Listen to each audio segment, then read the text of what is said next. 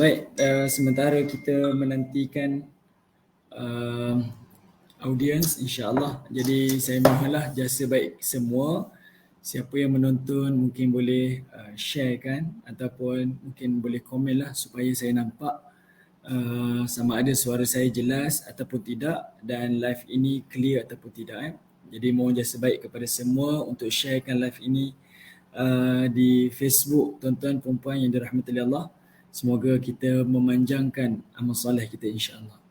Sebelum kita sambung kelas kita insya-Allah.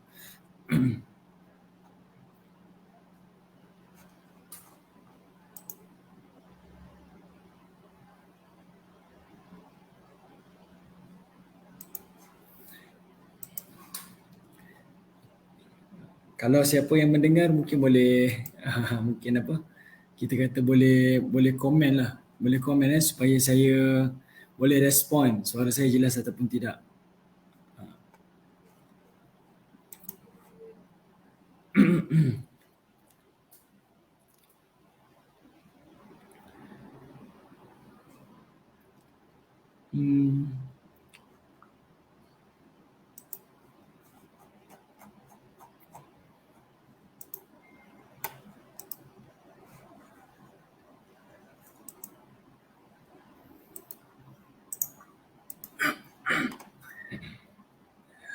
Baik, sementara kita menantikan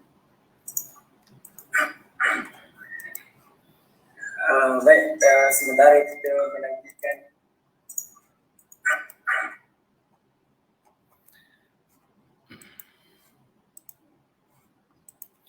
Okey, baik, terima kasih Puan Shimah. Waalaikumsalam warahmatullahi. Okey, Puan Shimah kata clear, alhamdulillah. Saya bagi mungkin dalam 30 second lagi untuk kita mulakan kuliah kita insya-Allah majlis pada hari ini. Jadi saya jemputlah pada tuan-tuan, perempuan, ibu-ibu ayah yang dirahmati Allah, boleh buka Quran terjemahan kita iaitu pada surah Yusuf, surah yang ke-12. InsyaAllah kita akan sambung pada hari ini. Saya minta maaf, suara tak berapa clear hari ini. Dia ada macam rasa tersangkut nanya hilang suara kot saya rasa.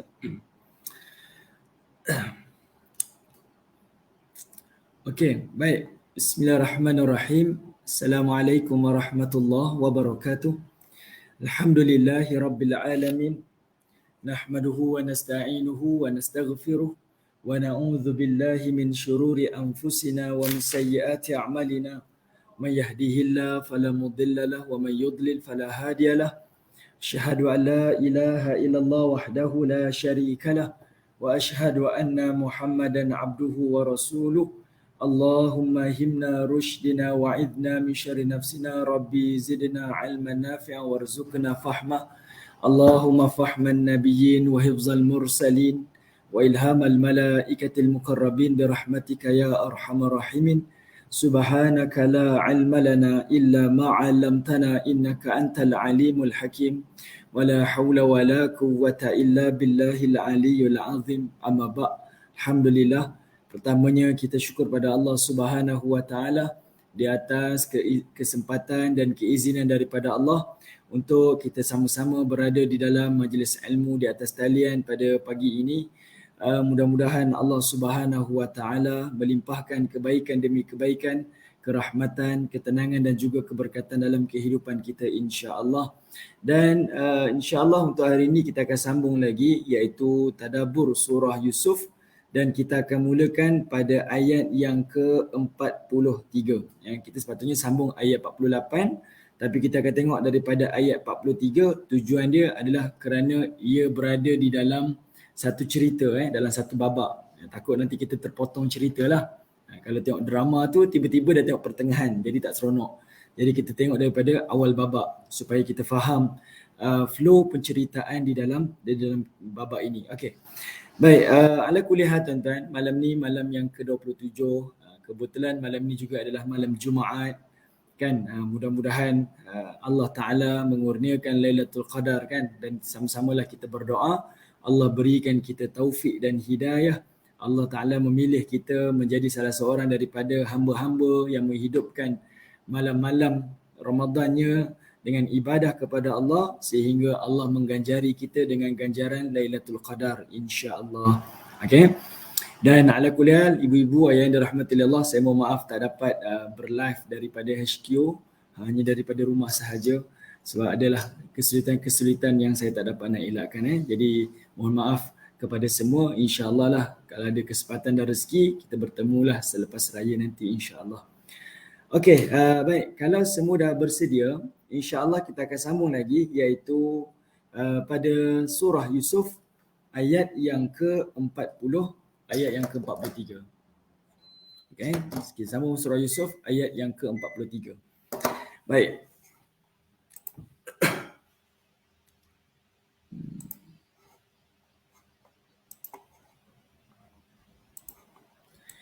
Okey, baik. Allah Ta'ala memulakan ayat 43 ini dengan babak yang baru. Bismillahirrahmanirrahim.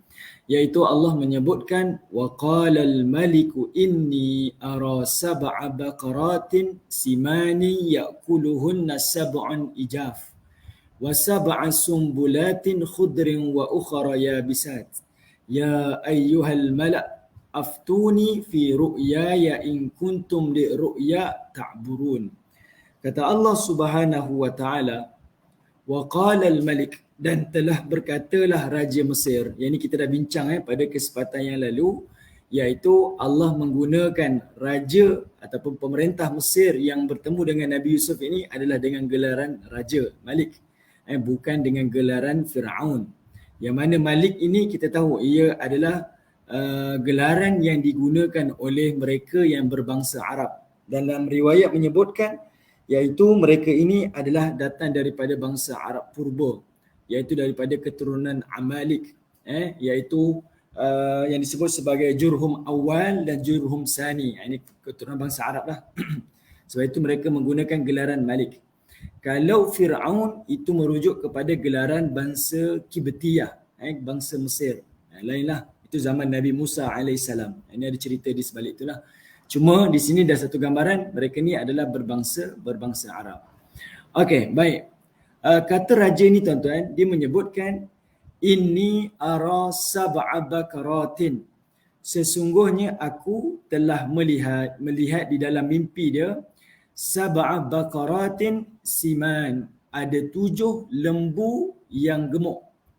Ada 7 lembu yang gemuk. Ya'kuluhunna sab'un ijaf, yang telah dimakan. Ini digunakan kalau kita sebut dalam perkataan kita, iaitu dalam bentuk kata kerja pasif, kata kerja pasif, iaitu diterbalikkan, dimakan. Bukan ni gemuk, siman ni masih gemuk. 7 lembu gemuk yang dimakan, kata kerja pasif. Dimakan oleh 7 lembu yang kurus. Wasab'a sumbulatin khudr, dan ada 7 sumbulatin iaitu tangkai yang hijau, wa ukhra yabisat, dan sebahagian yang lain iaitu 7 yang lain pula adalah yang kering. Yabisat maksudnya yang kering. Ya ayyuhal malak, maka raja ni pun dia serulah kepada dia punya menteri-menteri. Al-malak dekat sini, Al-malak dekat sini artinya pembesar-pembesar daripada cendekiawan ke, menteri-menteri yang menjalankan kerja-kerja tugasan ke, tugas-tugas khas ke, dan segala macam lah. Maksudnya yang duduk bekerja dalam istana dikelar sebagai Al-malak. Jadi raja ni bagi tahu kepada semua, ya ayyuhal malak aftuni fi ru'yaya, dan berfatwalah ataupun terangkanlah. Okay? Sebab itu kita sebut kalimah kita fatwa. Ini datang daripada aftuni, takwilkanlah, ulaskanlah, terangkanlah fi ru'yaya, pada mimpi aku ini, in kuntum li ru'yaya ta'burun, li ru'ya ta'burun, kalaulah kamu semua ni adalah orang yang mahir dan orang yang pandai di dalam mentakwil mimpi. Saya pernah sebut sebelum ni, pertemuan kita yang lalu, 2 minggu yang lalu, kalimah ta'burun, okay, kalimah ta'burun dekat sini dia datang daripada kalimah ubur. Ain, ba, waw, ra. Maksudnya ubur. Ubur ni iaitu satu mimpi yang menjadi realiti. Dia tak disebut sebagai ahlam. Ahlam ni mimpi saja. Mimpi maknanya mainan tidur. Tapi kalau digunakan ta'burun, itu bererti mimpi yang jadi realiti. Maknanya raja ni dia merasakan mimpi ni realiti. Dia mesti ada isyarat. Dia mesti ada tanda. Sebab itu raja itu menggunakan kalimah ta'burun. Dia tak kata ahlam. Sebab dia merasakan mimpi ni adalah mimpi realiti. Okay? Menafsirkan mimpi yang menjadi realiti. Okey. Baik, ni cerita kita dah bincang. Raja tu hanya bagi tahu je apa mimpi dia. Qalu, ni ramai-ramai menjawab ni. Maka berkatalah malak tadi tu, pembesar-pembesar, menteri-menteri, cendekiawan-cendekiawan Mesir ni. Dia kata apa? Adghathu ahlam. Adghathu ahlam. Ahlam ini maksudnya mainan tidur. Mimpi yang dikatakan sebagai mainan tidur itu ahlam. Adghas ni datang daripada kalimah daghthu. Dad, ghain, tha. Daghthu. Daghthu ni dia adalah bermaksud longgokkan ranting. Daghthu maksudnya longgokkan ranting. Sebab itu kalau tak pada terjemahan, dia terjemah sebagai bercampur aduk. Okay. Daghthu adalah ranting-ranting. Kalau kita pergi ke hutan, orang kutip kayu-kayu, ranting-ranting dikumpulkan, dipanggil sebut sebagai daghthu. Okay, daghthu. Jadinya, menteri-menteri ni dia jadikan sebagai ulasan. Okay, dia jadikan sebagai alasan dia. Bila raja tu kata, kalau kamu pandai, takwillah mimpi ni kan, mimpi yang jadi realiti ni.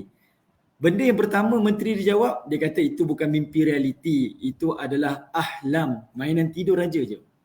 Dan kalau realiti pun, dia berhelah. Dia kata itu adalah adghath sahaja, iaitu mimpi yang macam ranting-ranting, yang bercampur aduk. Maksudnya di antara realiti dan juga mainan tidur, dia bercampur. Jadi raja tak payah ambil berat sangatlah. Tak payah berikan perhatian sangatlah. Sebab apa? Dia adalah perkara yang bercampur aduk.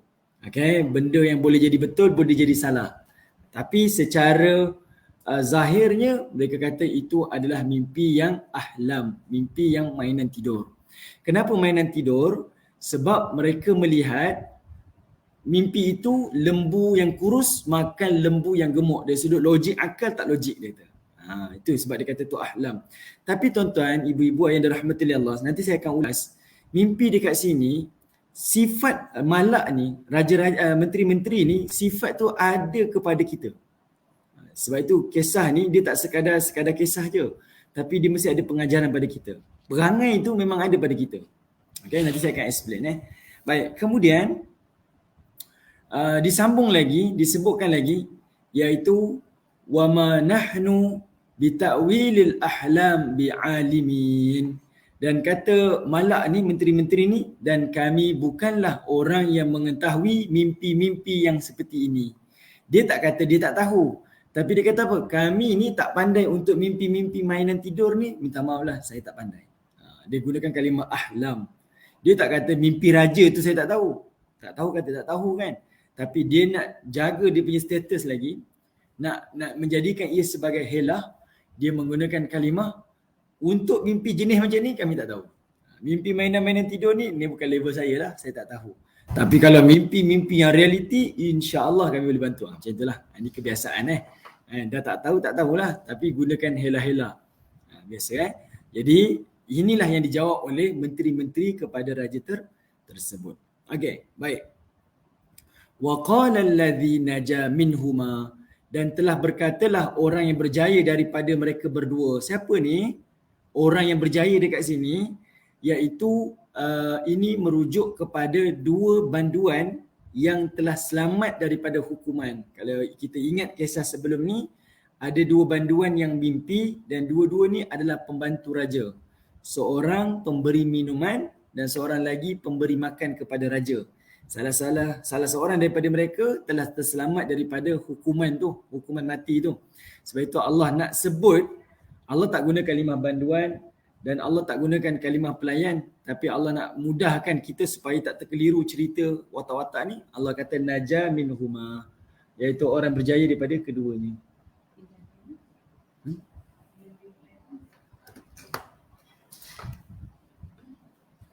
Okay. Jadi Allah menggunakan kalimah naja minhuma ni supaya kita dapat bezakan watak. Mudahlah.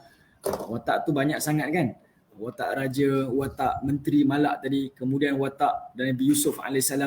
Jadi Allah menggunakan kalimah mudah je. Allazi naja minhuma, iaitu pelayan yang memberi minum kepada raja tu yang terselamat daripada hukuman tu. Maka dia pun kata waddakara ba'da ummatin ana unabbiukum bita'wilih. Kata dia waddakara ba'da ummah, aku baru ingatlah, baru teringat selepas ummah. Ummah dekat sini kalau kita tengok terjemahan, selalu kita akan kata umat ni satu masyarakat kan. Tapi umat dekat sini adalah berkumpul. Okay, berkumpul. Kalau dalam bahasa kita masyarakat hari ini, satu bangsa ke satu bangsa, satu bangsa ke satu bangsa, berlainan negara, berlainan budaya, berlainan benua dikumpulkan. Maka kita panggil inilah umat Islam. Sebab dalam satu umat Islam tu bercampur di antara bangsa, di antara benua, di antara negara, macam-macam bercampur. Maka kita panggil umat. Tapi umat dalam maksud sebenarnya adalah umat ni artinya berkumpul. Dan kenapa disebutkan kalimah berkumpul dekat sini adalah kerana bergabung di antara tahun yang pelayan ni lupa. Kan Nabi Yusuf pesan, nanti kamu keluar nanti bagi tahu cerita aku ni pada raja ya. Dia terlupa tuan-tuan. Dia terlupa tentang pesanan Nabi Yusuf dan bergabung dengan beberapa tahun yang dia terlupa tu. Maka sebab itu Allah gunakan kalimah ummat. Ummat. Maksudnya mudahlah gunakan bahasa ringkasan umat tapi memberi maksud dia terlupa kepada dua perkara. Iaitu tentang pesan Nabi Yusuf dan dia lupa tu dalam beberapa tempoh yang panjang. Okay? Dia kata apa? Ana unabbiukum bita'wilih. Dia kata apa? Aku akan memberitahu kepada kamu semua ni, menteri-menteri, raja-raja ni, berkaitan tentang takwil mimpi ni. Fa'arsilun. Maka tolong hantar aku ke penjara. Sebab apa? Aku nak pergi jumpa dengan Nabi Yusuf AS. Okay, inilah tempat kita berhenti pada pertemuan yang lalu. Kita berhenti dekat sini. Okay, jadinya banduan ini ataupun pelayan raja yang telah terselamat ni daripada hukuman akhirnya kembali semula ke penjara dan bertemulah semula dengan Nabi Yusuf AS. Jumpalah dia dengan Nabi Yusuf di penjara. Dia kata apa? Yusufu ayyuhas siddiq. Tuan-tuan, bila Allah Ta'ala sebut macam ni, dia bukan satu perkataan yang kita kata perkataan yang biasa-biasalah. Okay? Ini bukan perkataan yang biasa-biasa, tetapi ini adalah perkataan yang memberi maksud yang besar. Pentinglah. Okay, baik. Kenapa saya kata penting? Okay, kenapa saya kata penting? Sebab Allah meng-highlightkan kalimah as-siddiq. Kalimah as-siddiq. Nak kata banduan ini benar-benar meyakini dengan Nabi Yusuf AS. Benar-benar yakin. Dan dia kata, wahai Yusuf, kamu ni adalah as-siddiq. As-siddiq. Saya nak mudahkan macam ni. Ibu-ibu yang dirahmati oleh Allah Subhanahu Wa Taala. Apabila kawan Nabi Yusuf menggelarkan Yusuf sebagai as-siddiq, itu tanda yang mana Nabi Yusuf ni duduk di satu level yang berbeza dengan mereka. Saya nak bagi contoh macam ni, bahasa mudah je. Kita selalu sebut, bagaimana nak jadi pemimpin? Ini kita ulas sikit lah. Bagaimana kita nak jadi pemimpin? Ramai orang kata pemimpin ni kena ada kuasa, pemimpin ni kena ada jawatan. Barulah dia boleh jadi pemimpin. Itu dari sudut kita. Tapi sebenarnya dari sudut Islam, kepimpinan ini asal manusia lahir di atas muka bumi, semua kita adalah pemimpin. Sebab ia berdasarkan daripada firman Allah. Allah Ta'ala kata, wa id qala rabbuka lil malaikati inni ja'ilun fil ardi khalifah. Kata Allah, apabila Allah berkata kepada malaikat, aku nak ciptakan adanya khalifah. Manusia ni sebagai khalifah di atas muka bumi ni. Maksudnya sebagai wakil, khalifah, pentadbir. Kan kita sebut ni khalifah Amirul Mukminin. Dia menjadi penguasa. Allah sendiri sebut kita ni adalah sebagai khalifah. Okay? Sebagai pemimpin kepada dunia ni. Kedua adalah hadis Nabi kata apa? Kullukum ra'in wa kullukum mas'ulun ar-ra'iyati. Semua orang adalah pemimpin dan semua orang akan ditanyakan apa yang dia pimpin. Maksudnya lahir je kita atas muka bumi ni, semuanya kita adalah pemimpin. Dan pemimpin ni tuan-tuan, puan-puan, ibu-ibu, ayah dirahmati oleh Allah. Nak jadi pemimpin tak semestinya kena ada kuasa, tak semestinya kena ada jawatan. Kadang-kadang tuan-tuan, kita ni nak jadi pemimpin cukup dengan kerusi yang kita ada. Jangan duk dambakan kerusi orang lah. Tuan-tuan faham maksud saya kan? Jangan dambakan, saya nak kerusi dia baru saya boleh memimpin. Tak, agama kita tak ajar seperti itu. Dalam sunnah-sunnah Nabi pun Nabi tak ajar macam tu. Nabi memimpin sebelum Nabi jadi pemimpin. Nanti saya akan datangkan contoh. Tapi nak highlight kalimah siddiq ni. Baik. Sekarang ni, nak jadi pemimpin, dia mesti ada, kita kata apa, nak jadi pemimpin, dia mesti ada pengaruh. Okay. Nak jadi pemimpin, dia mesti ada pengaruh. Yang ni saya baca daripada buku-buku daripada barat, kepimpinan. Dia sebut sebagai apa, kepimpinan 360 darjah degrees. Leadership 360 degrees, dia kata. Okey, dia kata nak jadi pemimpin kita mesti berpengaruh. Berpengaruh ni macam-macam sudut lah. Okay? Orang yang nak memimpin dia kena berpengaruh. Dia boleh mempengaruhi seseorang baru dia boleh pimpin. Kalau dia memimpin dan dia tak ada pengaruh, dia hanya memimpin kerana ada jawatan dia. Hilang jawatan, hilanglah pengaruh dia. Tapi orang yang terbaik, dia memimpin adalah kerana dia mempengaruhi seseorang. Dan macam mana dia nak mempengaruhi seseorang adalah dia mempengaruhi seseorang apabila orang mula mempercayai dia. Dan nak dapatkan kepercayaan manusia, maka mesti ada integriti, amanah dan juga mesti ada as-siddiq, bercakap benar dan berkelakuan benar. Sebab itu, bila dia kata Yusuf ayyuhas siddiq, wahai Yusuf orang yang sangat benar. Okey? Dia kata wahai Yusuf orang yang sangat benar. Dekat sini menunjukkan kepada kita walaupun Nabi Yusuf ni adalah banduan, tapi Nabi Yusuf diyakini percakapan dia dan mampu mempengaruhi kawannya yang dah keluar dan bakal mempengaruhi raja dan menteri-menteri di Mesir pula. Sebab itu Allah highlight kalimah tu. Jadinya ibu-ibu yang dirahmati oleh Allah Subhanahu Wa Taala, ayat ni Allah Taala nak tunjukkan sifat kepimpinan Nabi Yusuf alaihissalam walaupun Nabi Yusuf duduk di penjara. Okey, saya nak bagi contoh. Kita tengok contoh daripada Nabi. Saya tak explain lagi cerita Nabi Yusuf. Pemimpin, saya sebut kata, nak jadi pemimpin, dia mesti berpengaruh. Kita nak mempengaruhi seseorang, kita mesti kena membina kepercayaan seseorang kepada kita. Macam mana nak membina kepercayaan orang kepada kita? Kita mesti jadi orang yang amanah, berintegriti dan orang yang bercakap benar dan berkelakuan benar. Okey? Sebab itu Nabi SAW, ibu-ibu yang dirahmati oleh Allah, walaupun Nabi ni dia duduk di bawah masa dia bekerja sebagai peniaga, majikannya adalah Khadijah binti Khuwailid. Tuan-tuan boleh tengok macam mana Nabi mempengaruhi Khadijah. Nabi ni pekerja ni, staff. Khadijah adalah majikan. Tapi kerana aura, integriti dan kebenaran Nabi ni, as-siddiq dan al-amanah yang ada pada Nabi, Khadijah terpengaruh dengan Nabi SAW. Apa yang berlaku? Khadijah kahwin dengan Nabi dan Khadijah support apa impian dan keinginan Nabi SAW. Kenapa jadi macam tu? Sebab Khadijah lihat apa yang ada pada Nabi ni adalah sesuatu yang boleh dipercayai dan akibatnya mempengaruhi Khadijah untuk ikut Nabi SAW. Ini ciri-ciri kepimpinan lah. Yang kedua adalah kerana kalau tuan-tuan ingat lagi, kisah Nabi ni ditawarkan oleh wakil Quraisy.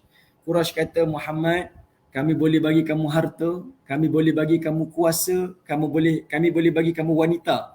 Tapi dengan syarat berhenti berdakwah. Apa yang berlaku tuan-tuan? Nabi tolak. Nabi tunjukkan yang mana Nabi tidak ada keinginan langsung dalam hal-hal seperti itu. Nabi dakwah bukan untuk kepentingan peribadi Nabi. Tapi Nabi dakwah adalah kerana ia perintah daripada Allah Subhanahu Wa Taala. Asbabnya menjadi kita kata membina keyakinan para sahabat Nabi sallallahu alaihi wasallam, melihat apa yang Nabi buat itu, inilah pemimpin yang kita cari. Dia bukan memimpin kerana kepentingan peribadi, tapi dia memimpin adalah kerana kehendak Allah Subhanahu Wa Taala. Bertambah lagi orang beriman, bertambah lagi keyakinan orang mengikuti Nabi sallallahu alaihi wasallam. Itu orang yang selevel dengan Nabi. Kalau orang bawahan Nabi pula, Nabi tunjukkan empati dan simpati Nabi, kasih sayang Nabi. Ini berlaku kepada Zaid bin Harisah. Ketika mana ayah Zaid ni datang kepada Nabi, minta semula dikembalikan Zaid kepadanya. Nabi kata pada Zaid, wahai Zaid, kamu pilihlah sama ada nak kembali kepada ayah kamu ataupun terus bersama dengan aku. Lalu kata Zaid bin Harisah, aku nak bersama dengan kamu ya Rasulullah. Sebab apa tuan-tuan? Nabi telah mempengaruhi seseorang. Sebab itu setiap pemimpin, dia mesti mempengaruhi. Nak mempengaruhi, kita mesti kena meyakini orang lain kepada kita. Nak dapat kepercayaan dan keyakinan orang kepada kita, kita mesti ada sifat as-siddiq dan juga mesti ada sifat al-amanah. Sebab itu Allah sebut Yusuf ayyuhas siddiq. Walaupun dia banduan, raja boleh dengar cakap dia, orang lain boleh dengar cakap dia sebab dia adalah as-siddiq. Ini highlight Allah highlight kalimah as-siddiq, bukan satu kalimah perkataan yang sekadar-sekadar sahaja. Okey, baik. Kemudian apa kata banduan ni sahabat Nabi Yusuf? Dia kata aftina fi sab'i baqaratin siman ya'kuluhunna sab'un ijaf wa sab'i sumbulatin khudr wa ukhra yabisat. Kalau ibu-ibu ayah-ayah perasan, daripada kalimah sab'a baqaratin sampailah kalimah yabisat tidak ada perubahan huruf dan juga tidak ada perubahan baris. Okey, kalimah tu bulat-bulat dikopi. Ni ayat ni daripada kalimah sab'in baqarat ni sampailah yabisat ni, dia berulang dengan kalimah yang disebutkan oleh raja ni. Sab'a baqarat ni sampai yabisat ni. Pengulangan tu adalah tak berubah. Satu perkataan tak berubah, satu huruf pun tak berubah. Tak berubah apa-apa pun. Tujuan dia apa? Dekat sini nak menunjukkan betapa mustahaknya, betapa pentingnya maklumat itu kena tepat. Okey. Kalau berubah, boleh jadi akan berubah takwil dan keputusan kepada sesuatu takwil itu.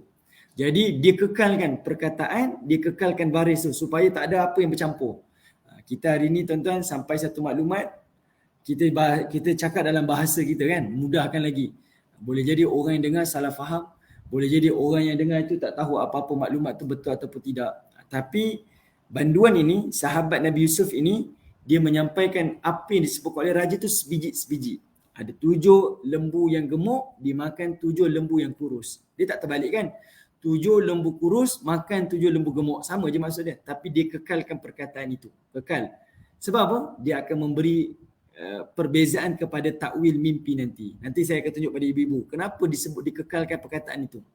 Dia tak sebut yang kurus makan gemuk, tapi dia kata yang gemuk telah dimakan oleh kurus. Kenapa dia jadi ayat pasif? Yang kita akan tengok jumpa depan ni. Okey, kemudian Allah kata apa? La'alli arji'u ilan nas. Kata banduan ini, dia kata tafsirkanlah mimpi ini, mudah-mudahan aku dapat kembali kepada manusia. Maksudnya raja, menteri-menteri, manusia-manusia, rakyat-rakyat Mesir ni tengah menunggu keputusan ni. Harapan besar kepada engkau wahai Yusuf, kami mengharapkan satu takwil daripada mimpi raja ni daripada engkau. Semua orang tengah menanti keputusan. La'allahum ya'lamun. Mudah-mudahan mereka semua dapat mengetahui tafsiran mimpi tersebut. Maksudnya dia sebut semua mimpi tu, lalu dia bagi tahu pada Nabi Yusuf, kami ada harapan besar. Harapan ni supaya kamu tolonglah tunaikan, bantu kami untuk menakwil mimpi ini. Okey. Baik, ibu-ibu yang dirahmati Allah Subhanahu wa taala. Okey, sekarang ni kita tengok Allah Taala telah rakamkan ayat 47, qala telah berkata Yusuf. Maka Yusuf pun telah mentakwil mimpi. Okey. Yusuf pun telah mentakwil mimpi. Apa Nabi Yusuf takwil tuan-tuan? Kata Nabi Yusuf alaihissalam, qala tazra'una sab'a sinin da'aba fama hasadtum fadharuhu fi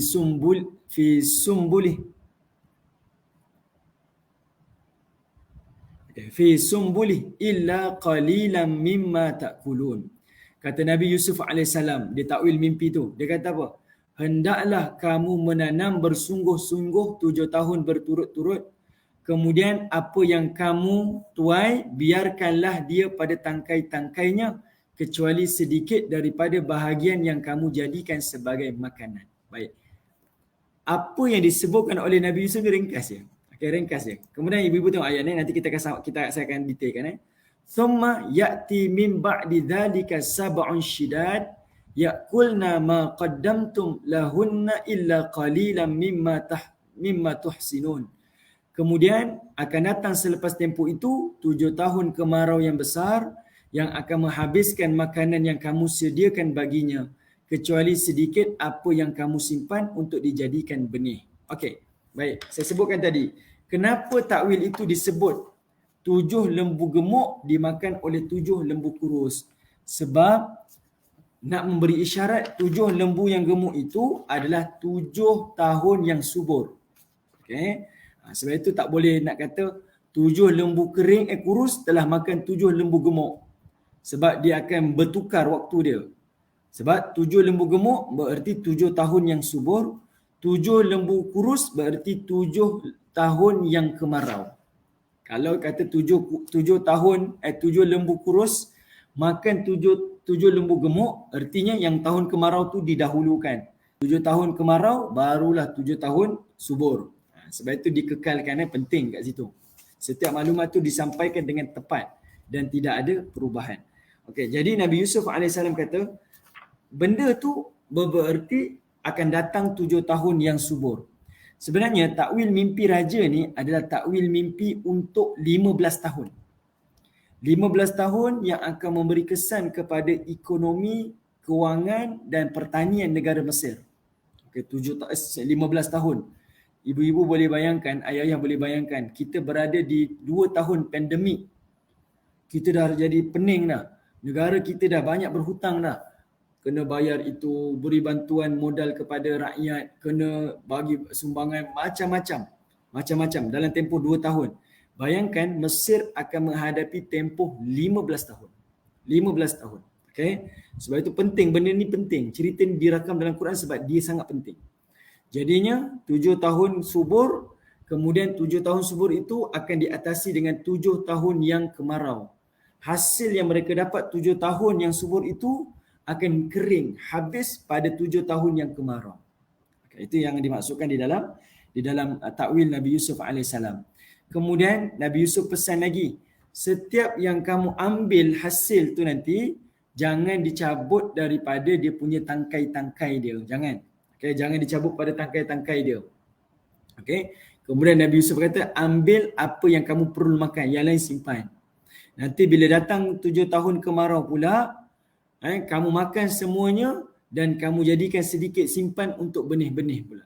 Ini kita akan bincang tuan-tuan. Kita bincang. Takwil ni, mimpi ni panjang. Kita bincang. Baik, ibu-ibu yang dirahmati oleh Allah Subhanahu Wa Taala. Sekarang, bila Allah sebut 7 tangkai hijau dan 7 tangkai kering, okay, yang disebut sebagai sab'a sumbulatin khudur tadi, 7 tangkai hijau tu, itu bererti 7 tahun pertama. Manakala 7 tahun kering itu memberi maksud 7 tahun yang kemarau. Okay, itu isyarat. Okay, isyarat yang Allah berikan kepada Nabi Yusuf AS. Kemudian Nabi Yusuf pun sebut, ni kat sini, thumma ya'ti min ba'di dhalika 'am fihi yughathun nas wa fihi ya'sirun. Kemudian akan datang pula sesudah itu, selepas 14 tahun tu, ada datang 1 tahun yang padanya orang ramai boleh yughathun nas. Datangnya hujan seperti sedia kala, hujan lebat. Wa fihi ya'sirun, dan padanya mereka akan memerah hasil-hasil buah-buahan anggur ataupun akan memerah susu-susu lembu-lembu haiwan-haiwan yang ada di Mesir ketika itu. Okey, baik. Ayat 49 ini, takwil ini tak datang daripada mimpi. Kalau ibu-ibu tengok, dia tak sebut pun tentang mimpi yang setahun ni. Raja tu hanya mimpi dalam tempoh 14 tahun je. Tentang 7 lembu kurus, 7 lembu gemuk, 7 tangkai hijau, 7 tangkai yang kering. Yang ini tak sebut pun. Dan ini adalah isyarat daripada Allah yang mana takwil Nabi Yusuf ini bukan takwil ikut syahwat dia.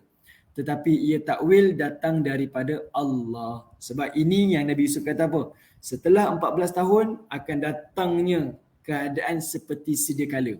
Datangnya hujan seperti sedia kala dan kamu boleh memerah, yaksirun. Kamu boleh perah susu, jadikan minuman, kamu boleh perah buah-buahan sebagai makanan. Okey, yang ayat ni menunjukkan isyarat dia bukan takwil mimpi. tetapi ia wahyu daripada Allah Subhanahu wa taala. Okey. Baik, ibu-ibu yang dirahmati oleh Allah Subhanahu wa taala. Sekarang saya nak sebutkan pada ibu-ibu satu pengajaran dalam kehidupan kita. Okey. Apa kepentingan mimpi ni dalam kehidupan kita yang kita boleh belajar? Okey, sekarang ibu-ibu tengok apa yang disebutkan dalam mimpi ini adalah pengajaran kepada kita macam mana kita nak belajar mengurus bencana daripada kisah Nabi Yusuf. Belajar mengurus bencana daripada kisah Nabi Yusuf. Misal tuan-tuan, ibu-ibu yang dirahmati Allah, kita berada di negara yang tidak ada kemarau yang sampai ke buluran. Kita tak berada di negara yang kita kata gempa bumi, kan, gunung berapi, tak ada. Tapi kita ada bencana dari sudut hujan lebat dan banjir kilat ataupun banjir besar-besaran. Okay, sekarang kita nak belajar. Pertama, pengajaran dekat sini, iaitu jangan abaikan ramalan walaupun benda tu tak betul ataupun belum ditentukan betul ataupun tidak. Jangan abaikan ramalan. Sebab apa? Sebab sekarang ni mimpi raja tu bukan mimpi yang betul ataupun tidak. Kita tak tahu. Tapi semua orang ambil cakna dengan mimpi tersebut. Dan Nabi Yusuf pun tak kata, tak payahlah itu mimpi je. Itu ahlam sahaja. Itu mainan-mainan tidur. Tak. Nabi Yusuf takwil. Sebab apa? Setiap ramalan mungkin jadi betul, mungkin jadi salah. Ingat tak kisah tahun lepas, hujung tahun kita di PMP pun terlibat kan? Iaitu banjir besar-besaran di Shah Alam, di Taman Seri Muda. Kemudian berlaku sampailah ke kawasan kami di Kuala Selangor ni, di Parit Mahang dan sebagainya. Banjir yang teruk, sangat teruk. Sedangkan jabatan-jabatan meteorologi semua dah ramal dah. Tapi kita tak ambil cakna. Kan, kita tak ambil cakna. Meteorologi dah ramal dah. 2 minggu awal diramalkan. Tuan-tuan boleh bayangkan Raja ni dia hanya mimpi saja. Tapi semua orang mengerah tenaga untuk melihat. Begitulah dengan ramalan. Apatah lagi hari ini kita bukan bermimpi. Kita ramal dengan ilmu yang kita ada. Maka jangan ambil ringan. Jangan take for granted lah dengan ramalan-ramalan. Ambil cakna. Yang penting kita prepare. Okay, itu pengajaran pertama. Pengajaran yang kedua, iaitu kena bertindak segera dan jangan bertangguh. Okay? Kena bertindak segera dan jangan bertangguh. Dan ini Allah Ta'ala sebutkan di dalam tafsir mimpi ini, iaitu mimpi kemarau itu 7 tahun akan datang tuan-tuan. 7 tahun akan datang. Sepatutnya boleh relax lagi lah. 7 tahun akan datang. Tapi raja ni dia bersegera. Ambil keputusan segera. Nanti ibu-ibu boleh tengok nanti kita akan jumpa pada ayat yang ke-50 tak silap saya. Yang mana raja ni perintah bawa Yusuf sekarang juga. Dia menggunakan kata fa'lul amar, kata kerja. Kata raja ni, datang sekarang saya nak jumpa dengan Yusuf. Sebab Nabi Yusuf ni lepas takwil tu, raja terus bertindak. Dia tak kata apa, 7 tahun lambat lagi. Tapi kita tuan-tuan, bila kita dah diramal adanya bencana, adanya banjir besar, adanya banjir kilat, 2-3 hari lepas pun berlaku banjir kilat di Kuala Lumpur tuan-tuan. Kita hari ni masih lagi steady lagi. Dah gerak dah, gerak kerja kita? Belum. Kita tak buat apa-apa pun. Tak apalah, itu hujung tahun. Hujung tahun ni kemungkinan banjir akan datang lagi. Apa yang kita telah lakukan sekarang? Ada tak gerak kerja yang kita lakukan? Ada tak unit-unit jabatan-jabatan yang telah menjalankan kerja-kerja untuk menyelamatkan banjir-banjir pada masa akan datang ni, hujung tahun kebiasaannya? Ada tak? Tak ada. Okay? Ini pengajaran yang Allah tunjukkan. Dan inilah perangai Al-Malak tadi tu. Pembesar-pembesar yang duduk di dalam istana tu. Bila dengar ramalan, tak apalah. Ini ahlam sahaja, ini mainan tidur sahaja, ramalan-ramalan sahaja ni. Tak betul, tidak ni, biarkan saja. Tapi Allah tunjukkan kita melalui teladan Nabi Yusuf AS. Cakna, ambil perhatian dan kita kena proaktif, bergerak sekarang. Okay, bergerak sekarang. Okay. Kemudian,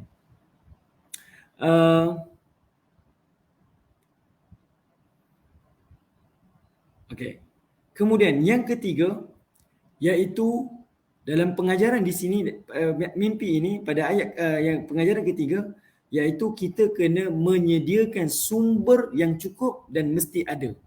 Sumber mesti cukup dan mesti ada. Bila Nabi Yusuf kata apa? Sebelum datang 7 tahun yang kemarau tu, 7 tahun yang subur ini, kamu kena buat catuan dah bergerak dah. Makanan-makanan, sumber-sumber makanan tu kamu ambil sedikit, yang lain kamu kena simpan. Okey, kamu kena simpan. Sebab apa? Kita nak guna untuk 7 tahun yang kemarau. Jadinya, kita pun begitu juga. Bila kita tahu ada bencana nanti, banjir besar dan sebagainya di hujung-hujung tahun, sekarang ni kita dah prepare dah. Kan? Dalam tempoh beberapa bulan ni kita dah prepare sumber makanan, kemah-kemah, mungkin ada tebing-tebing yang kita dah mula tinggikan supaya air tak naik, melambatkan. Apa-apa sistem kita dah mula start dah. Kena bermula daripada sekarang. Kan? Water jet, ingat lagi tahun lepas. Nak beli water jet habis. Dia online habis. Di kedai-kedai pun habis. Sebab semua orang nak beli water jet, nak bersihkan rumah. Kita kena mulakan sekarang. Kena pastikan semua sumber ada. Dan semua sumber kena cukup ketika keperluan itu mendesak. Yang keempat pula, yang keempat pengajaran dia, kita kena dengar cakap orang yang pakar. Dengan dengar cakap orang yang pakar dan jangan belagak yang kita semua tahu. Tuan-tuan kena bayangkan, raja ni raja. Nabi Yusuf ni dia duduk tarafnya ketika itu adalah banduan. Tapi kerana dia pakar, raja ni dengar. Raja tak kata, oh ni banduan tak payah dengar lah. Tak. Walaupun dia banduan, tapi raja tu terima. Sebab apa? Pengajaran dia dengar pada yang pakar. Mungkin antara kita ada orang yang tak berkedudukan. Ada orang yang mungkin bukan sebahagian daripada ahli politik kita. Dia bukan daripada kalangan parti kita. Tapi kalau dia pakar dan dia cakap dengan ilmu dan kepakaran dia, dengar. Jangan sombong dan jangan belagak. Itu pengajaran yang kita boleh nampak daripada kisah ni. Kemudian yang kelima, iaitu lantik orang yang betul dan pakar. Raja ni dia terus lantik Nabi Yusuf AS. Lantik. Dia tak kata, Yusuf ni dia bukan orang berkedudukan lah. Dia bukan orang Mesir lah. Dia orang Palestin lah. Tak. Raja lantik kerana dia melihat ini adalah orang yang berkepakaran. Orang yang benar-benar layak untuk pegang tanggungjawab portfolio untuk mengurus negara Mesir. Bukan kalangan geng-geng kita, kroni-kroni kita ataupun ahli-ahli parti kita. Kemudian yang keenam, iaitu kalau kita ni pakar pula, jangan pula kita malu-malu untuk membawa diri kita ke depan. Kita tahu, tapi kita tak apalah. Ini pengajaran untuk yang orang awam pula. Kalau kita tahu, kita ada ilmu, kita ada kepakaran, bagi tahu. Dan itulah yang berlaku kepada Nabi Yusuf AS. Ni tuan-tuan nanti boleh tengok pada ayat 55, tak silap saya, kita akan jumpa nanti. Nabi Yusuf tawarkan khidmat diri dia. Nabi Yusuf tawarkan diri dia. Kalau macam ni, sayalah yang pegang jawatan ni, saya yang uruskan. Dia tawarkan diri dia untuk dia berkhidmat. Bukan sombong, tapi dia tahu dia berkemampuan dan dia boleh berkhidmat dengan ilmu yang dia ada, maka dia sendiri yang sanggup menawarkan dirinya berkhidmat untuk membantu negara Mesir. Baik, yang ke-8, iaitu bantuan yang dilakukan oleh raja ni nanti adalah bantuan kepada semua. Nanti ibu-ibu akan jumpa pada ayat lepas ni, iaitu adik-beradik Nabi Yusuf pun datang. Adik-beradik Nabi Yusuf pun datang dan meminta bantuan. Meminta bantuan. Dan bantuan itu tetap sampai kepada adik-beradik Nabi Yusuf. Sedangkan kita tahu Nabi Yusuf dan adik-beradiknya orang Palestin. Kisah ni berlaku di Mesir, di dalam kerajaan negara Mesir. Tapi bantuan tu sampai ke Palestin juga. Maksudnya apa? Tidak ada perbezaan agama, tidak ada perbezaan bangsa. Kita semua sama dan kita kena bantu. Dalam hal yang berkaitan dengan musibah macam ni, bencana macam ni, kena bantu. Dan Nabi Yusuf pun tak berkira-kira lah bantu. Dan yang akhir sekali, pengajarannya iaitu setiap yang dilakukan ini kena telus dan kena amanah. Bantuan-bantuan ni memang ada orang dia bagi bantuan, tapi bantuan kepada orang-orang sekitar je. Kadang-kadang orang tu tak perlukan pun, tapi dia bagi bantuan juga. Asal saya buat syarat je. Tapi Nabi Yusuf tunjukkan kepada kita, masa dia nampak adik-beradik dia datang minta bantuan, Nabi Yusuf semak background dia. Kamu ni benar-benar layak dapat ataupun tak dapat bantuan. Macam tu kita ada orang dah kumpul dana tuan-tuan. Kumpul dana ni. Tak payah cerita pasal bencana lah. Setiap malam minggu di Kuala Lumpur, ramai orang bagi makan kepada golongan homeless. Sebab apa? Ramai NGO hari ni buat duit lah, saya kata. Buat duit. Dikumpulkan, buat donation. kumpul, kemudian dia pun belilah apa-apa makanan, kemudian dia ambil keuntungan sedikit, 30% yang dibenarkan oleh bank negara ni, kemudian dia pun buat agihan. Dan agihan tu bukan secara teratur dan sistematik. Tapi dia kata apa? Kita pergi sahaja dekat Bandaraya Kuala Lumpur, letak je lah dekat kawasan-kawasan kaki lima yang ada gelandangan-gelandangan. Kalau ibu-ibu pergi ataupun ibu-ibu Google hari ni, ibu-ibu boleh tengok yang mana makanan yang disediakan oleh NGO-NGO ni semuanya tak dimakan. Bersepah-sepah di tengah-tengah Kuala Lumpur setiap malam minggu berlaku. Sebab saya sebahagian saya terlibat. Okay? Saya tak adalah kerap setiap minggu saya turun. Tapi ada saya turun sesekali. Dan ini pengalaman saya yang saya nampak. Kita buat dalam keadaan tak teratur. Ada orang yang memerlukan. Tapi bayangkan dalam satu malam, 3-4 NGO datang bagi makan kepada orang yang sama. Perlu ke dia ambil makanan yang terlalu banyak untuk makan satu malam? Sudah tentu tak. Tapi kalau kita rancang, kamu pergi ke Gombak, kamu pergi ke sana, ke negeri sana, negeri sini, teratur agihan itu diberikan kepada orang yang selayaknya. Ini untuk yang kita tengok yang mingguan. Kalau dalam keadaan musibah macam itu juga, siapa yang layak untuk dapat bantuan? Federal bagi bantuan, kerajaan negeri bagi bantuan, NGO bagi bantuan. Akhirnya bukan untuk orang yang selayaknya. Ini berlaku ibu-ibu. Sebab saya duduk di daerah yang tenggelam. Okay? Walaupun rumah saya, kampung saya tak tenggelam, tapi saya duduk di daerah tenggelam ni. Ramai yang duduk mengira duit je. Saya minta maaf saya sebut. Saya sebut ini sebab inilah pengajaran yang kita boleh dapat daripada kisah Nabi Yusuf AS. Okay? Mereka ni adalah mereka belajar mengurus bencana daripada ramalan raja tadi, mimpi daripada raja. Dan Nabi Yusuf tunjukkan kepada kita, Nabi Yusuf tak sekadar takwil. Okay, Nabi Yusuf tak sekadar takwil. Betul Puan Syima. So, semua sumbangan yang kita terima, semua tu juga kita salurkan 100%. Ya, tapi ada NGO memang dia bergerak di atas donation kan. Ambil keuntungan, jadi kaya raya dan sebagainya. Macam-macam. Okay. Baik. Kalau tuan-tuan tengok daripada ayat tadi, ayat yang ke 46, 47 dan 48, Nabi Yusuf dia tak sekadar takwil. Kalau ikutkan dia takwil cukup je. 7 lembu gemuk itu 7 tahun subur. 7 lembu kurus itu adalah 7 tahun kemarau. 7 tangkai yang hijau itu maksudnya 7 tahun yang awal. 7 tangkai yang kering itu 7 tahun yang kemudian. Dia boleh takwil. Itu takwil kan? Selesailah. Tapi Nabi Yusuf tunjukkan kepada kita, dia bukan sekadar takwil, tapi Nabi Yusuf juga memberikan cadangan. Dan Nabi Yusuf juga memberikan langkah-langkah serta solution kepada masalah. Ini memberikan kepada orang yang pakar.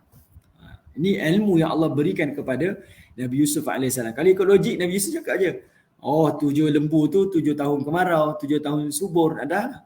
Itu takwil kan? Tapi yang Nabi Yusuf explain daripada ayat 47, ayat 48, 49, ibu-ibu sini perhatikan, ayah-ayah sini perhatikan. Di situ adalah dia bercerita tentang langkah-langkah. Sebab dia kata apa? 7 tahun yang subur itu, cuba ibu perhatikan Saya tunjuk sini. Dia kata apa? 7 tahun yang subur itu tazra'una sab'a sinin.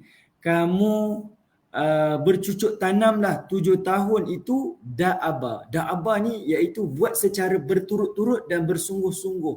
Gunalah segala macam kepakaran dan sistem yang kita ada. Buatlah macam mana pun sampai kita dapat hasil yang sangat banyak. 7 tahun ni, pulun. Itu kalimat da'aba tu. Maksudnya Nabi Yusuf tak kata 7 tahun suburnya. Tapi dia kata 7 tahun yang subur tu cucuk tanam. Buat sungguh-sungguh. Fama hasadtum, oleh itu apabila kamu tuai nanti fadharuhu fi sumbulih. Okay, apabila kamu dah hasad, dah tuai nanti, kamu dah tuai hasil nanti, fadharuh, maka tinggalkannya pada tangkainya. Maksudnya jangan dicabut. Okay, biarkan biji-biji itu berada di tangkainya. Tujuan dia apa? Ada dua. Dekat sini ada ilmu, ilmu sains. Pertama, setiap makanan yang berada di daun yang kering ataupun tangkai yang kering, haiwan tak akan datang, serangga tak akan datang. Ini sedua ilmu sains. Okay, serangga tak akan datang. Yang kedua, ia adalah untuk mengekalkan kualiti makanan tu. Maksudnya Nabi Yusuf bagikan cadangan pula. 7 tahun ni pulunlah, bina sistem, bina buat pengairan ke apa ke, kamu ambil kesempatan untuk buat hasil banyak-banyak. Bina aset kita banyak-banyak untuk persediaan 7 tahun kemarau tu. Okay? Jangan belanja. Jangan belanja sewenang-wenangnya. Kita kena jimat cermat. Buat sebaik mungkin. Dan Nabi Yusuf bagi cadangan. Biji-biji makanan yang dapat tu jangan dicabut. Supaya dia tak rosak dan supaya dia tak dimakan oleh serangga. Okay? Itu Nabi Yusuf bagi cadangan.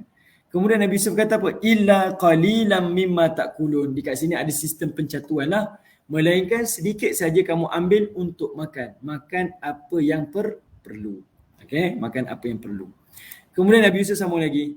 Thumma ya'ti min ba'di dhalika sab'un shidad. Dan kemudian apabila datangnya selepas itu 7 tahun kemarau, ya'kulna ma qaddamtum lahunna. Dan kamu habiskanlah makanan yang kamu sediakan. Maksudnya, tahun tu, 7 tahun kemarau tu, tanamlah apa-apa hasil. Takkan ada yang hidup. 7 tahun kemarau tu. Itu yang Allah kata, ya'kulna ma qaddamtu lahunna. Kamu tanamlah apa-apa, kamu usahalah macam mana pun, kamu gunalah sistem apa-apa, semua takkan menjadi, semua akan rosak. Dan semua aset yang kita prepare 7 tahun subur itu akan habis pada 7 tahun berikutnya. Walaupun dia akan habis, Nabi Yusuf tetap pesan, illa qalilam mimma tuhsinun. Kecuali sedikit yang kamu simpan, jadikan sebagai benih. Maksudnya kalau habis, jangan habis semua. Tapi simpan sedikit, jadikan sebagai benih. Hari ni tuan-tuan, kita dapat 10,000. Ada orang dapat KWSP 10,000. Habis semua pada hari raya. Saya pergi Shah Alam. Sebelum ni, ya Allah, jam teruk. Pergi ke sana, jam teruk. Sini jam. Saya pun tak tahulah. Janganlah kerana kita ada duit depan mata hari ni, habis belanja. Habis. Sedangkan motif kita dapat duit itu adalah untuk meringankan komitmen-komitmen kita. Saya tak nafikan tuan-tuan, semua orang ada keperluan, ada kehendak. Tapi kita kena fikir masa hadapan. Okay? Pengajaran dalam kisah ni kita boleh nampak. Okay, jangan habiskan. Ada 10,000, 10,000 juga belanja untuk raya. Dekorasi raya lah, baju raya lah, kuih raya lah dan sebagainya. Jangan jangan. Ambil lah sedikit. Simpan. Pertama catu. Sikit belanjakan. Yang kedua, beli apa yang kita perlu bukan apa yang kita mahu. Yang ketiga, reserve sedikit. Mungkin boleh jadi modal, mungkin boleh jadi sedikit kita jadikan sebagai untuk kembangkan lagi duit itu menjadi sekian-sekian. Wallahualam, ikutlah kepintaran dan kemampuan kita dalam ilmu kewangan. Okay? Jangan duk belanja habis lah. Kita kena beringat sentiasa. Okay? Walaupun kita berada di fasa endemik, orang dah tunjuk dah hari ni talkinkan mai sejahtera lah, kan? Selamat tinggal, apa lagi? Face mask lah. Tak kisahlah tuan-tuan, tapi kemungkinan akan datang kita tak tahu. Kita kena prepare dan kita kena bersedia. Jadikan 2 tahun pandemik ni sebagai pengajaran. Yang mana kita tak jangka tiba-tiba berlaku. Jadi akan datang kemungkinan seperti itu juga. Kita tak jangka dan dia boleh berlaku. Okey? Baik, ibu-ibu yang dirahmati Allah Subhanahu Wa Taala. Kemudian yang ini saya sebutkan tadi, ini bukan takwil tetapi ini wahyu daripada Allah. Setelah 14 tahun tu, maka Nabi Yusuf kata apa? Selepas itu akan datangnya hujan seperti sedia kala dan waktu itu kamu akan perah susu haiwan dan kamu akan perah buah-buahan sebagai makanan kamu semua. Maksudnya keadaan akan kembali kepada sedia kala. Okey, khalas cerita dekat sini, khalas. Okey. Baik, ibu-ibu yang dirahmati Allah Subhanahu Wa Taala. Ada apa-apa soalan dulu ke sebelum kita sambung lagi? Okey, ada soalan? Okey, kalau tak ada kita sambung lagi.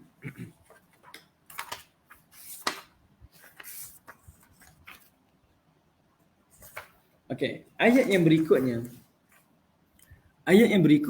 Allah Taala menyebutkan wa qala al-maliku tuni bih. Maka berkatalah raja, bila raja dah dengar tafsiran takwil daripada Nabi Yusuf alaihissalam, raja kata apa? Utuni bih. Raja kata, bawa dia ke sini. Ini adalah fi'lul amr. Ini kata kerja fi'lul amr. Maksudnya perintah tu. Kamu bawa dia sekarang, segera. Maksudnya dengar terus, bertindak segera. Okay, bertindak terus. Dan perkataan ini menunjukkan raja ni betul-betul proaktif lah. Dia memang bijak. Okay, dia tak menunggu-nunggu, tak bertangguh-tangguh. Dia terus bertindak. Okay, dan dia minta Nabi Yusuf tu dibawakan ke hadapannya untuk dia berbincang, bermeeting dan dia nak handover dah. Kalau betul itu berlaku, okey saya serahkan kepada kamu, kamu ambil tugasan ini untuk membantu kerajaan negara Mesir. Dekat sini, bayangkan raja ni, dia bagi pada orang yang pakar. Walaupun Nabi Yusuf ni orang Palestin, adalah banduan, kalau dia pakar, serahkan. Kalau dia pakar, serahkan. Jangan memberikan atas dasar kerana dia bukan geng kita, dia bukan kumpulan kita, maka saya tak bagilah. Jangan raja ni bagi. Walaupun Nabi Yusuf orang Palestin, mereka ni orang Mesir, itu bukan kita punya kayu pengukur kita. Kalau kamu pakar, itu yang selayaknya untuk kamu. Maka disebutkan falamma ja'ahur rasul. Maka datanglah utusan raja ini. Datanglah utusan raja ini berjumpa dengan Nabi Yusuf AS, iaitu maklumkan berita yang mana raja nak bertemu dengan Nabi Yusuf AS. Qala, maka telah berkatalah Nabi Yusuf AS, irji' ila rabbik, kata. Irji' ila rabbik, kembalilah engkau kepada raja engkau. Okay, kau balik jumpa raja. Fas'alhu ma balu niswatil lati qatta'na aydiyahun. Subhanallah, ayat ni tuan-tuan. Yang mana kata Nabi Yusuf AS, kau balik jumpa raja, kau tanya raja tentang wanita-wanita yang telah terpotong jarinya dahulu. Okay. Connection saya terputus ke? Terputus? Ada yang boleh respon? Ada yang boleh komen? Terputus ke?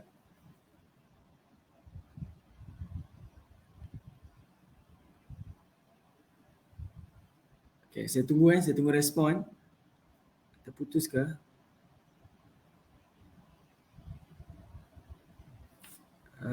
Sekejap. Okey dah, okey. Yang dekat mana, ayat mana yang terputus, saya boleh ulang balik, tak ada masalah. Ayat mana yang terputus, saya ulang balik. Kalau dia putus, saya ulang balik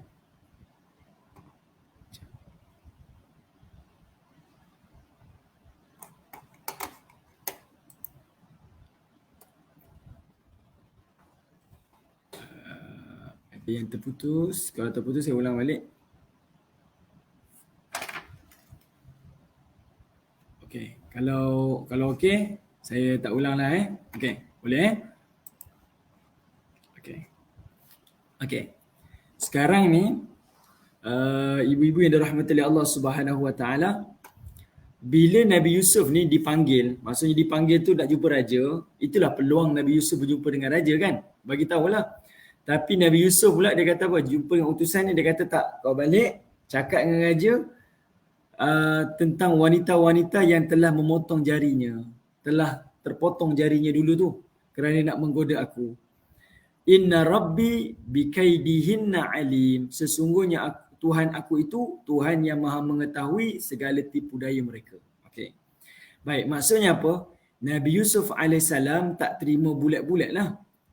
Nabi Yusuf AS tak terima bulat-bulat keputusan daripada jemputan raja tu. Tapi Nabi Yusuf, dia kata apa? Kamu balik, cakap dengan raja, buka fail balik. Sebab nak bagi tahu aku ni duduk dekat sini dalam keadaan dizalimi. Okey. Tuan-tuan, ibu-ibu yang dirahmati oleh Allah Subhanahu Wa Taala, ayat ni Nabi SAW memandang tinggi tau ayat ni. Okey, ayat ni Nabi SAW memandang tinggi. Bahkan Nabi memuji Nabi Yusuf AS. Ayat 50 ni, bila Allah cerita pada Nabi SAW puji Nabi Yusuf. Apa yang Nabi SAW sebut? Dalam satu hadis daripada Abdullah bin Abbas, hadis ini riwayat Al-Imam Tabari dan sebahagian lagi diriwayatkan oleh Abu Hurairah dalam riwayat Al-Imam Bukhari, iaitu Nabi kata apa? Ajibtu li-sabri akhi Yusuf wa karimi. Wallahu yaghfiru lah haitsu ursila ilaihi yustafta fir ru'ya. Kata Nabi SAW, aku sangat-sangat kagum. Aku memang admire sungguhlah dengan kesabaran saudaraku iaitu Yusuf AS. Dan Allah sentiasa mengampuni Yusuf ketika mana datang kepadanya utusan untuk meminta takwil mimpi. Walau kuntu ana lam af'al hatta akhruj wa ajibtu li sabrih wa karimih wallahu yaghfiru lah. Kata Nabi SAW, kalau aku ni berada dekat tempat Yusuf, aku tak akan takwil mimpi tersebut sehinggalah aku dibebaskan dahulu. Ini Nabi cerita. Nabi bayangkan, kalau aku duduk dekat tempat Yusuf, aku tak akan takwil mimpi tu. Sampailah raja suruh aku keluar, baru aku pergi takwil. Okay, itu Nabi. Nabi kata, kalau aku macam tu. Tapi Yusuf tak, dia takwil dulu. Sebab apa? Nabi SAW nak memuji kebijakan Nabi Yusuf dan Nabi nak memuji apa yang ada pada sifat Nabi Yusuf AS. Lalu kata Nabi SAW, kata Nabi, utiya liyakhruj falam yakhruj hatta akhbaruhum bi'udhrih walau kuntu ana la badartul bab. Kata Nabi SAW, aku sangat kagum dengan Nabi Yusuf AS dan Allah sentiasa mengampuni Yusuf AS.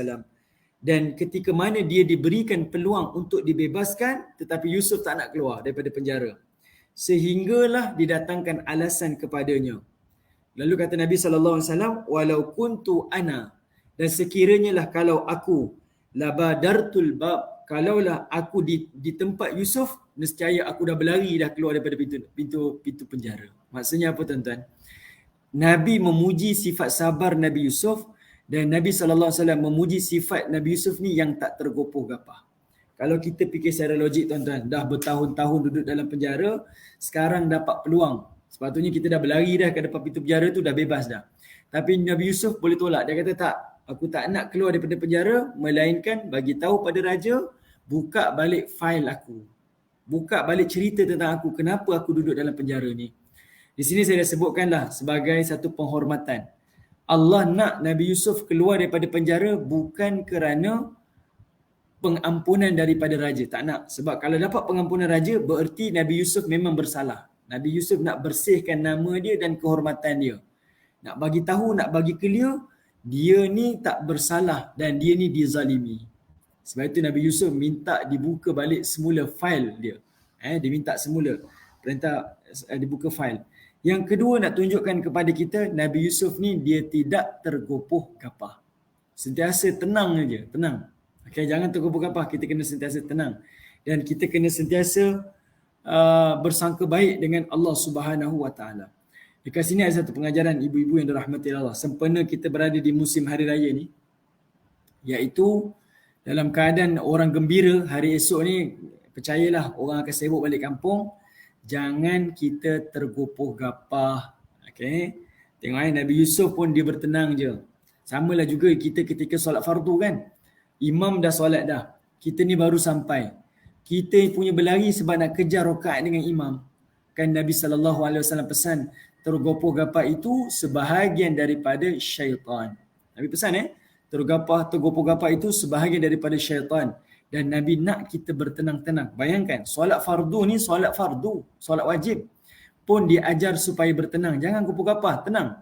Apatah lagi kalau nak balik raya, nak balik kampung. Jangan sampai kita nak sambut hari raya ini sampai berlaku kecelakaan di jalan raya. Jangan. Kita tak nak seminggu sebelum raya ni berbaki dalam sekitar 4 hari ni, macam-macam kes kita akan dengar. Kalau boleh janganlah tuan-tuan. Okay? Sebab apa? Hari raya adalah hari ibadah. Dia adalah hari yang bersangkutan dengan tata cara ibadah yang ditetapkan oleh Allah. Kita tak boleh buat apa yang kita suka. Tapi kita kena ikut apa yang Allah telah tunjukkan melalui teladan Nabi SAW. Baik. Saya ambil kesempatan ni tuan-tuan nak cerita sikit berkaitan dengan Aidilfitri ni. Okay, saya berhenti kat sini kejap ayat ni. Hari raya adalah hari ibadah. Dia adalah hari yang Allah syariatkan kepada umat Nabi SAW. Okay, hari yang disyariatkan. Nabi menang dalam perang Badar. Pulangnya Nabi daripada peperangan Badar, Allah Ta'ala berikan Nabi satu anugerah, iaitu ada 2 perayaan menggantikan 2 perayaan orang Arab. Dahulu orang Arab sambut perayaan Mihrajan dan juga perayaan Nairuz. Ini adalah perayaan daripada kalender agama Parsi, agama Majusi. Jadinya Allah gantikan dengan 2 perayaan, Aidilfitri dan Aidul Adha. Dan 2 perayaan ini adalah perayaan yang disyariatkan. Dia bukan hari Lailatul Qadar. Hari Lailatul Qadar bukan hari syariat, dia adalah hari yang Allah hadiahkan. Syariat ni apabila Allah Ta'ala, kan Nabi sebut, hari raya ni tak dibenarkan untuk berpuasa. Kan? Kamu ada semangat nak berpuasa. Tengah seorang nak puasa ni. Nak puasa, Nabi kata diharamkan untuk berpuasa pada hari raya. Nak tunjukkan ia adalah hari syariat, hari ibadah. Bila kata ibadah, dia mesti ada tata cara. Okay? Sebab itu saya tak setuju kalau lagu-lagu raya kita hari ni dalam bentuk-bentuk yang tak munasabah. Orang dahulu saya dengar lagu Sharifah Aini. Bila cerita lagu raya, saya tengok nama tajuk dia, tapi dia ada sebut tentang orang-orang miskin yang diberikan kegembiraan. Maksud orang dahulu berfikir tuan-tuan, hari raya tu adalah bukan sekadar kita gembira, tapi fikir juga orang-orang miskin untuk bergembira. Kemudian sampai satu generasi lepas itu pula, lagu raya mula bercerita tentang sanak saudara kan. Lagu raya bercerita kita itulah waktu kita berkumpul, bersanak saudara, kita ziarah menziarahi. Tuan-tuan boleh tengok. Masuk generasi kemudian pula, lagu raya kita bercerita tentang juadah, ada dodol lah, ada mercun lah. Kalau dulu-dulu tak ada tuan-tuan, zaman-zaman Sudiman, zaman-zaman Piramli, tak ada lagu-lagu seperti itu. Masuk zaman-zaman moden ni, Anwar Zain mula cerita lagu dodol lah, baju raya lah, juadah raya. Tuan-tuan boleh tengok perubahan. Yang ini saya cerita ni sebab saya dengar. Kan? Kita nak ambil mood raya tu dengar lagu raya, tapi saya dengar lah. Lirik-lirik dia tu berubah-ubah zaman. Hari ni zaman kita, kalau ibu-ibu mungkin tak tonton lah, saya tonton.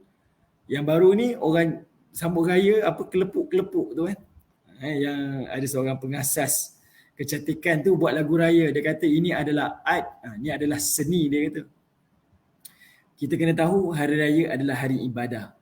Ini adalah hari yang Allah berikan satu kegembiraan kepada orang mukmin, dan kita raikanlah seperti mana yang Allah perintahkan. Macam mana? Dengan cara Nabi SAW.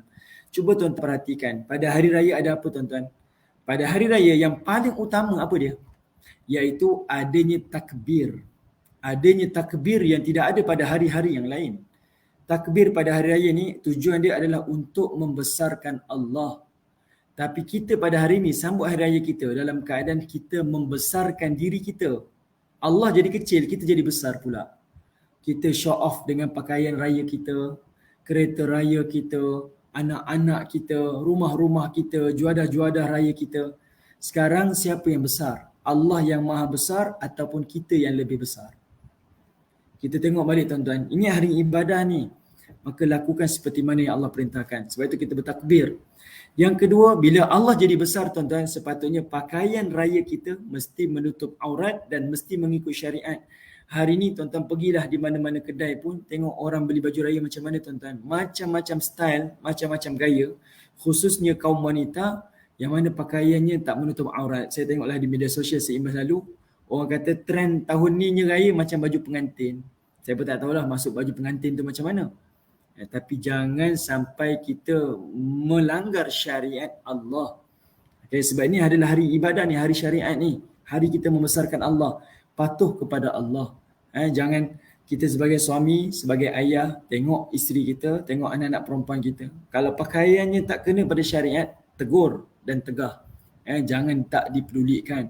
Pesan kepada mereka, ini boleh, ini tak boleh. Kan kita yang bayar nafkah kepada keluarga, kita ada hak untuk bersuara. Dan kita ada hak untuk halang orang daripada yang tak menutup aurat daripada masuk rumah kita kan. Kita ada hak kita. Dan kita bagi tahu ini adalah hari ibadah. Sebab itu hari raya, lagi banyak ketaatan yang kita buat pada Allah, itulah kegembiraan yang Allah Ta'ala perintahkan.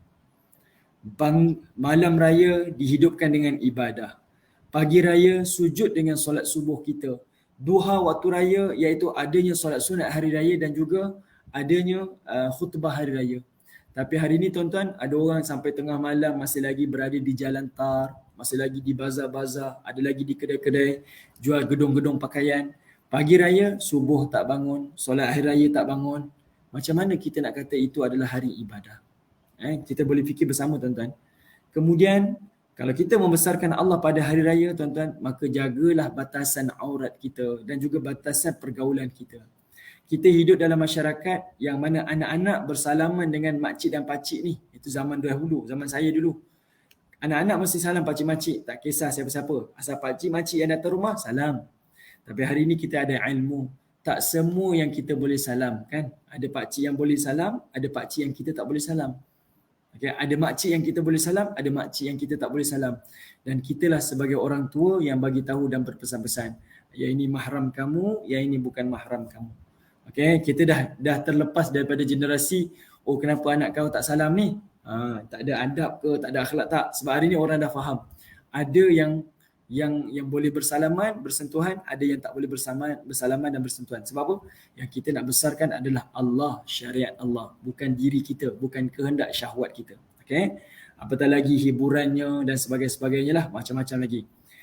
Pada pagi hari raya tuan-tuan, inilah satu-satunya agama yang tunjukkan perayaan kita bukan adalah hari syahwat, makan besar ke, berhibur ke dan sebagainya. Tapi pagi raya kita dizahirkan dengan syariat sujud kepada Allah Subhanahu Wa Taala di tanah lapang. Kan menjadi sunnah Nabi kan, solat hari raya di tanah lapang. Dan adanya khutbah raya untuk saling kita nasihat menasihati. Okey. Kenapa Nabi buat di apa? Di tanah lapang? Okey, kenapa Nabi buat di tanah lapang tuan-tuan? Pertama, satu sebagai syiar. Orang-orang non-Muslim boleh nampak, pagi hari raya kegembiraan orang mukmin ini adalah dengan mentaati perintah Allah. Yang kedua, memberi peluang kepada wanita-wanita yang uzur, yang tak boleh masuk masjid untuk meraihkan kegembiraan tersebut dan juga bersama-sama dengan kaum muslimin mendengar khutbah hari raya. Itu antara mesej kenapa disunahkan untuk buat di tanah lapang. Okey, baik, batasan-batasan mahram ni tuan-tuan. Pertama, kita kena tahu siapa adik-beradik ayah kita dan siapa adik-beradik ibu kita. Semua adik-beradik ayah dan ibu kita, semuanya adalah mahram kita. Jelas? Itu jelas. Okay? Semua adik-beradik ayah dan adik-beradik ayah dan ibu kita, semuanya itu adalah mahram kita walaupun berlainan gender dan sebagainya. Okay. Selain daripada itu, yang kita kata kakak ipar ataupun abang ipar kepada ibu dan ayah kita, itu adalah yang bukan mahram. Itu kena jelas. Okay? Mudah, itu secara umum macam tu. Dia istilah-istilah ni susah nak sebut lah tuan-tuan. Okay? Yang dikira sebagai abang ipar, kakak ipar, adik ipar kepada ayah dan ibu kita, itu semuanya bukan mahram lah. Kalau bersamaan gender, tak ada masalah. Ini yang berlainan gender dengan kita. Kemudian, anak-anak lelaki, kita kata sepupu-sepupu kita, yang berlainan gender dengan kita, itu semuanya bukan mahram kita. Tak boleh bersalaman. Abang-abang ipar kita ataupun adik-adik ipar kita, semua ipar kita, semuanya adalah bukan mahram kita. Okay? Itu semua kena bezakan. Kemudian, siapa lagi yang perlu kita ingat? Okay, siapa lagi?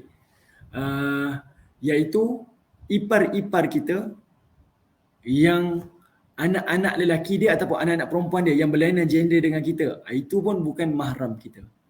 Kadang-kadang sebab ni anak ni dah kalau kecil-kecil tak ada masalah. Yang ni dah 15 tahun, dah 18 tahun kan.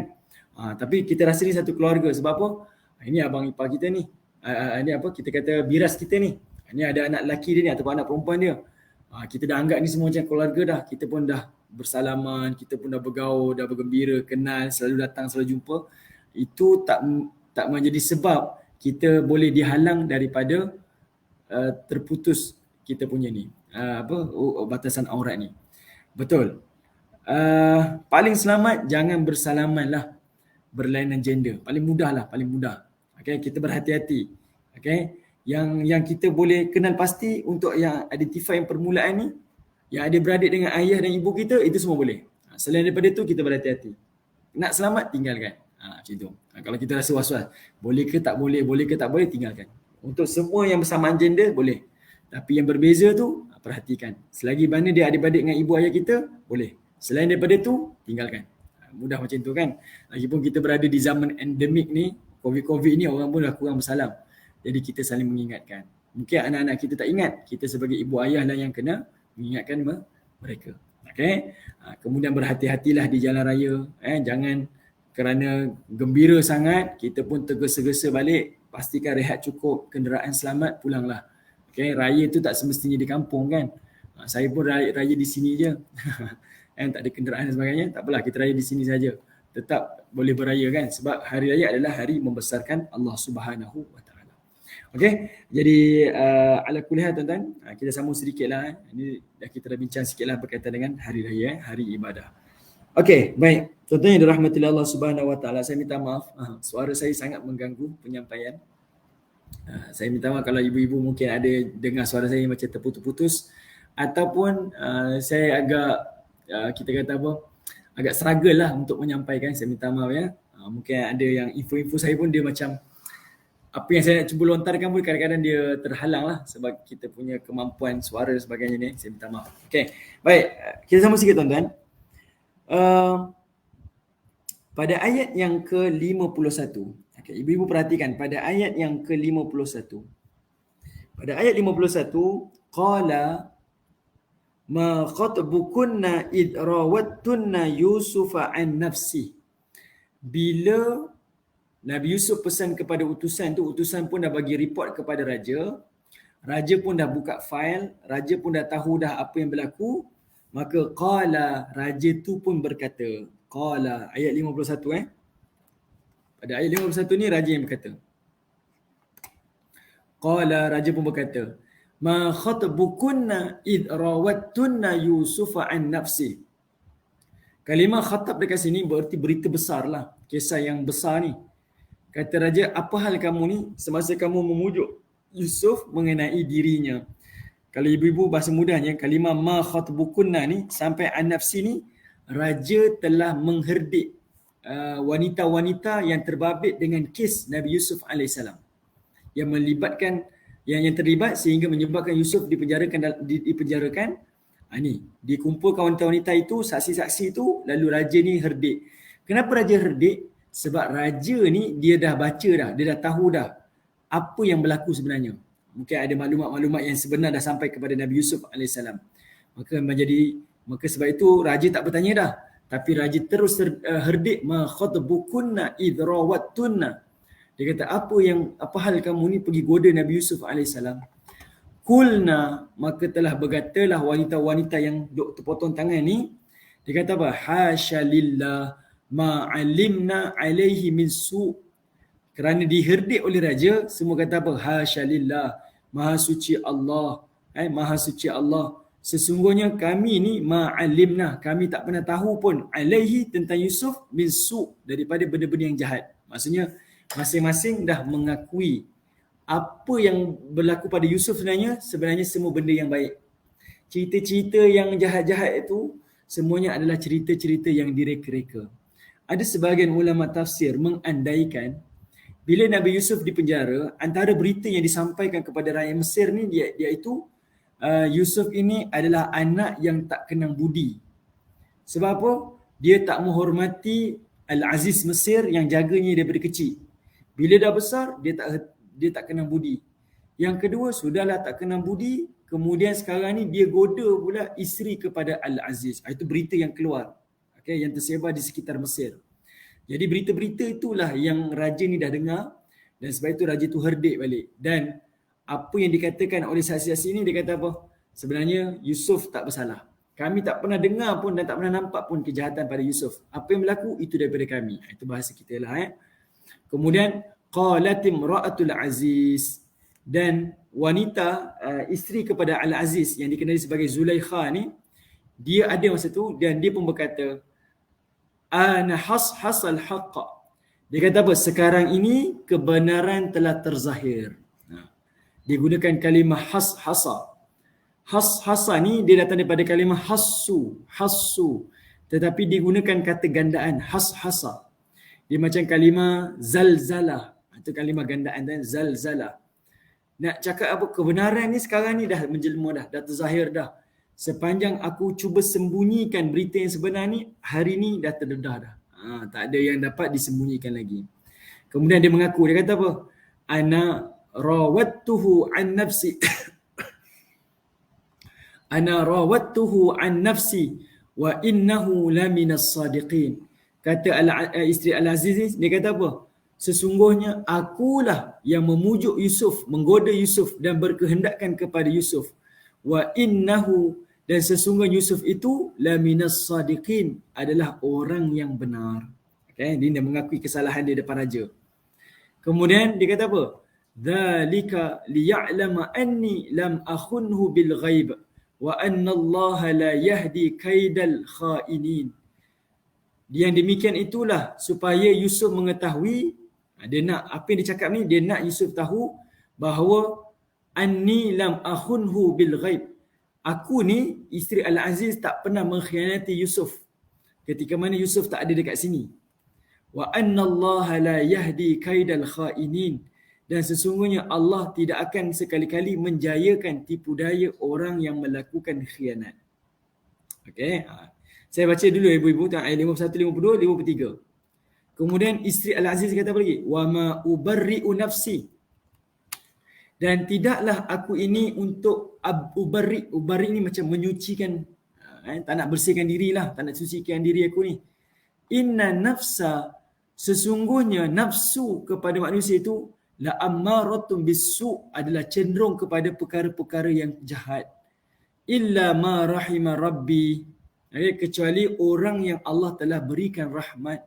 Inna rabbi, sesungguhnya Tuhan aku itu Ghafurur Rahim, Tuhan yang Maha Pengampun dan Tuhan yang Maha Mengasihani. Baik, tiga ayat ni, ayat 52, 53 dan 54. Tiga ayat ni adalah pengakuan daripada isteri Al-Aziz tadi tu. Pengakuan dia. Di sini ada sebagian ulama kata apa? Dia beriman kepada Allah dan Rasul kerana berkat dakwah Nabi Yusuf AS. Kan Nabi Yusuf berdakwah sebelum ni dalam penjara dan sebagainya.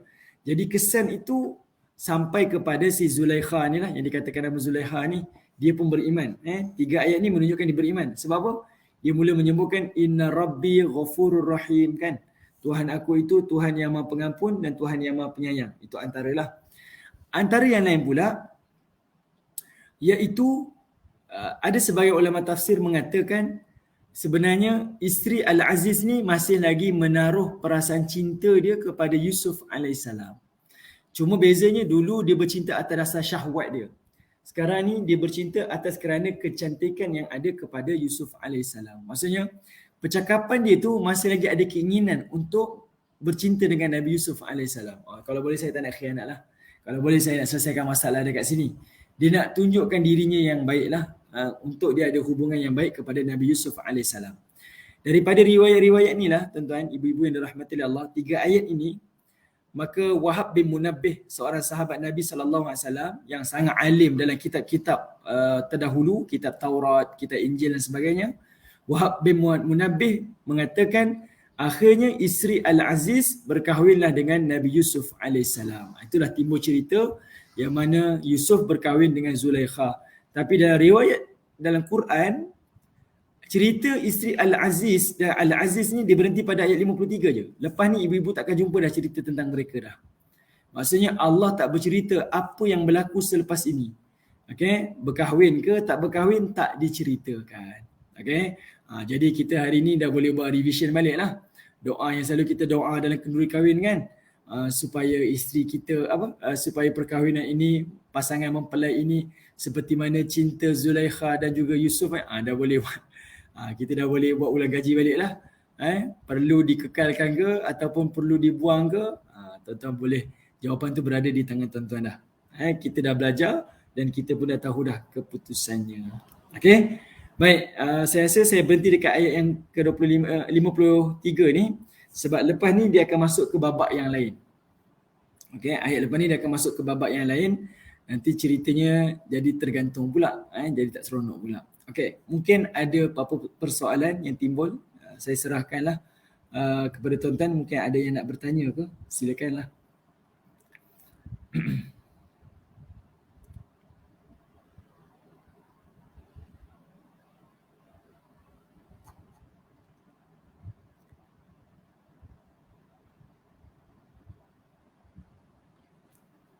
Okey, ada apa-apa soalan? Mungkin ada yang komen di Facebook.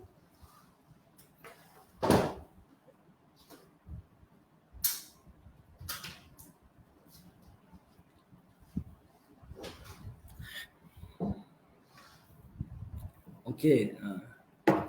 Okey, kalau tak ada, jadi kesempatan yang berbaki dalam tempoh 4 minit ni, saya memohon maaf dan mudah-mudahan saya nak ambil kesempatanlah untuk mengucapkan selamat Hari Raya.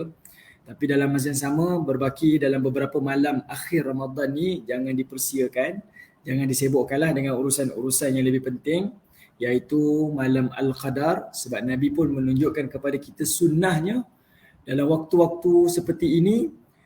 Nabi SAW mempersiapkan dirinya dengan beriktikaf dan menjauhi keluarganya, ada perhubungan dan sebagainya. Menjauhkan diri Nabi adalah semata-mata untuk mencari dan memburu Lailatul Qadar dengan cara Nabi beriktikaf. Iktikaf ni dia mesti berada di dalam masjid. Dia mesti berada dalam masjid. Tak boleh iktikaf dekat rumah. Dia mesti dalam masjid.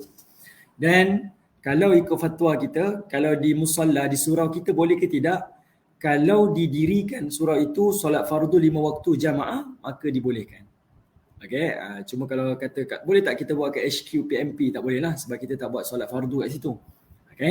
Tapi surau boleh, masjid pun boleh.